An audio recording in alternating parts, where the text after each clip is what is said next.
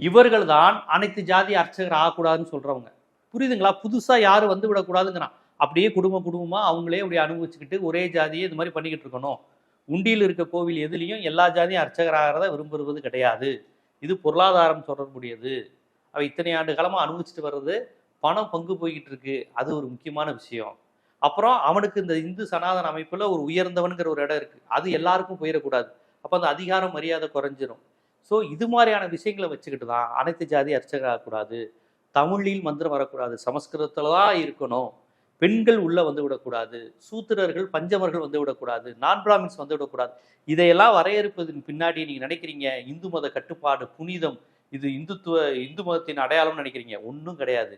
இவர்கள் உள்ள என்ன வேணாலும் பண்ணலாம். பணத்தை கொள்ளையடிக்கலாம், ஊழல் செய்யலாம், முறைகேடு பண்ணலாம். கவர்மெண்ட் இந்து அறநிலைத்துறையோ கேள்வி கேட்கக்கூடாது. இதுதான் அடிப்படையான ஒரு விஷயம்.